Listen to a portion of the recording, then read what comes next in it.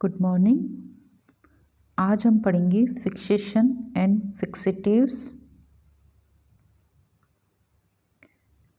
Fixation क्या होता है और कौन से फिक्सेटिव्स का यूज़ हम लैब में करते हैं, उसके बारे में हम पढ़ेंगे। इस तकनीक में सेल अथवा टिश्यूज़ के मॉर्फोलॉजी एवं ऑर्गेनाइजेशन तथा केमिकल कंटेंट्स को माइक्रोस्कोपिक अध्ययन हेतु सेलेक्टिवली प्रिजर्व किया जाता है। इस विधि में अत्यंत सावधानी रखी जाती है जिससे कि कोशिका की मॉर्फोलॉजी या उसके रासायनिक अवयवों में किसी भी प्रकार का परिवर्तन नहीं हो पाता है। Fixation is the preservation of biological tissues from decay due to autolysis और putrefaction in It terminates any ongoing biochemical reactions and may also increase the treated tissue's mechanical strength or stability.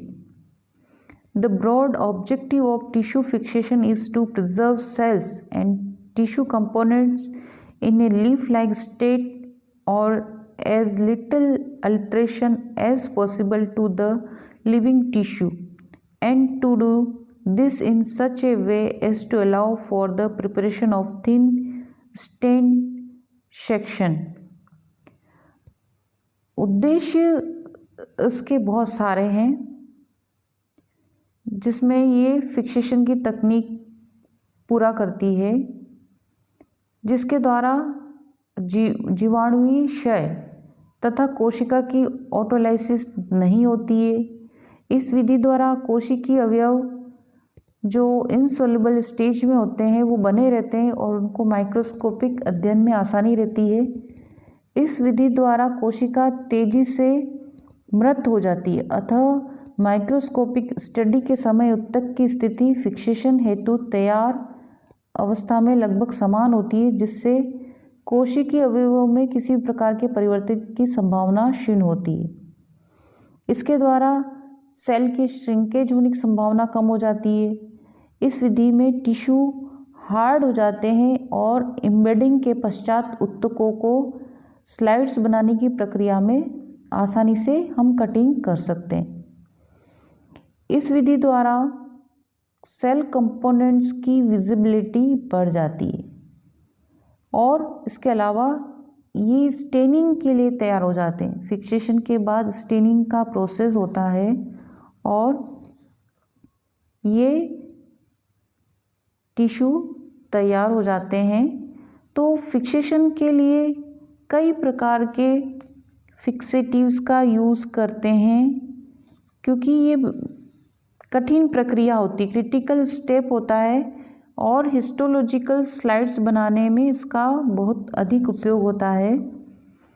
बिल्कुल thin स्लाइडें बनाई जाती हैं जिसको हम microtomy की मदद से बनाते हैं और इसमें सारे जो स्लाइड में जो प्रोटीन और न्यूक्लिक एसिड्स के मॉलिक्यूल्स हैं वो आते हैं। तो फिक्सेटिव्स जो होते हैं वो प्रोटीन्स को बांध देते हैं और स्लाइड बनाने में मदद करते हैं, जिसको हम क्रॉस लिंकिंग की प्रक्रिया कहते हैं। तो ये फिक्सेटिव्स जो होते हैं वो केमिकल फिक्सेटिव्स भी होते हैं, फिजिकल फिक्सेटिव्स भी होते हैं। जैसे हम कुछ केमिकल फिक्सेटिव्स की बात करें तो उसमें फॉर्मेल्डिहाइड का उपयोग बहुत ज़्यादा होता है। फॉर्मेल्डिहाइड जिसका प्रभाव प्रोटीन्स पर ज़्यादा होता है, जैसे अभी पहले बात की थी, क्रॉस लिंकिंग का जो प्रोसेस होता है जिसमें फॉर्मेल्डिहाइड एक महत्वपूर्ण प्रक्रिया निभाता है और ये वसा के फिक्सेशन और उसके प्रभाव को कम करता है, जिससे कि कोशिका ठोस हो जाती है। तो फॉर्मेल्डिहाइड का उपयोग बेसिक डाइज के साथ गोल्जी बॉडी, माइटोकॉन्ड्रिया और एंजाइम्स के अध्ययन में किया जाता है। इसके अलावा दूसरे फिक्सेटिव्स में इथेनॉल होता है, इथेनॉल का भी यही काम रहता है, फॉर्मेल्डिहाइड जैसा ही इफ़ेक्ट होता है, लेकिन इसका उपयोग बेसिक डाइस के साथ न्यूक्लियस के अध्ययन में भी किया जाता है।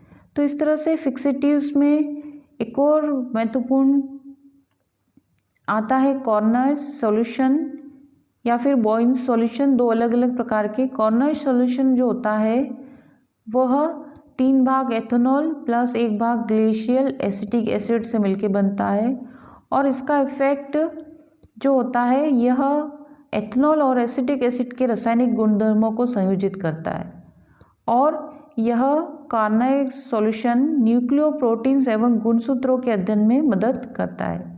इसी तरह से बॉइंस सॉल्यूशन जो हम माइक्रोटोमी का जब हम एक्सपेरिमेंट करेंगे, जब हम उसको टिश्यू को लेंगे तो बॉइंस सॉल्यूशन के अंदर ही हमको उसको प्रिजर्व रखना पड़ता है, इसको फिक्स करना पड़ता है। तो उसमें बॉइंस सॉल्यूशन जो होता है वो 5 भाग पिक्रिक एसिड और 5 भाग 40% फॉर्मेल्डिहाइड के साथ मिलाकर उसमें 1 भाग ग्लेशियल एसिटिक एसिड मिलाकर बनाया जाता है। इसका इफेक्ट सभी प्रोटीन्स के अवक्षेपण और मृदुकारक के रूप में होता है, और यह क्रोमोसोम्स के मध्य क्रिया करता है। तो इस प्रकार से हमने देखा केमिकल फिक्सेटिव्स। इसी तरह से फिजिकल फिक्सेटिव्स भी होते हैं, और फिजिकल फिक्सेटिव्स जो होते हैं यह इलेक्ट्रॉन माइक्रोस्कोपी तथा ऑटो रेडियोग्राफी के अंतर्गत फिक्सेशन की क्रियाएं करते हैं, और ये एंजाइम्स अन्य प्रोटीन पदार्थों के प्रिजर्वेशन में भी फिक्सेटिव्स का उपयोग किया जाता है, जिसको हम फ्रीज ड्राइंग और फ्रीज सब्स्टिट्यूशन का उपयोग किया जाता है। इसके अंतर्गत उत्तकों को कम तापमान पर वैक्यूम में डिहाइड्रेशन करने के पश्चात तेजी से फ्रीजिंग किया जाता है। तो जो फ्रीजिंग का प्रोसेस है वो हम बाद में पढ़ेंगे, इसको डिटेल में उसका उपयोग किया जाता है। तो हमने देखा कि किस तरह से फिक्सेटिव्स जो होते हैं वो 2 प्रकार से हम देख लिए इसको। तो ये फिक्सेटिव्स एक तरह से सेल को स्ट्रॉन्ग करते हैं, जिस तरह से दिखा है डैमेज को रोकते हैं। ये टॉक्सिक्स होते हैं माइक्रो ऑर्गेनिज्म के, ताकि जो स्लाइड है वो सही बनी रहती है। और तो ये इस प्रकार से कई तरह से इनके कैरेक्टर्स हैं। तो ये फिक्सेटिव्स जो होते हैं वो अलग अलग प्रकार से काम करते हैं। जैसे fixation is usually the first stage in multi step process to prepare a sample of biological material for microscopy और other analysis. Therefore, the choice of fixative and fixation protocol may depend on the additional processing steps and final analysis that are planned. For example, immunohistochemistry uses antibodies that bind to a specific protein target. Prolonged fixation can chemically mask these targets and prevent antibody binding. In these cases, a quick fix method used called formalin for around 24 hours is typically used. Methanol can also be used for quick fixation, and that time can vary depending on the biological material. For example, MDMB 231 human breast cancer cells can be fixed for only 3 minutes with cold methanol. So this is the different steps. Here are the 3 processes: heat fixation, immersion, profussion. In this method, fixation is used in different types.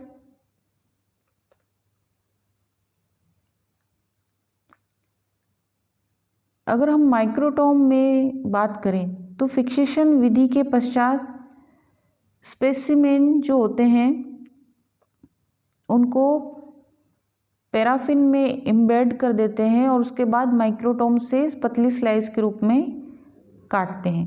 और उसके बाद उनको stand करके fix किया, permanent slide जो होती है वो बनाई जाती है। इसके अलावा जो केमिकल यूज़ किए जाते हैं फिक्सेटिव्स में, उनमें कुछ प्रमुख नाम है।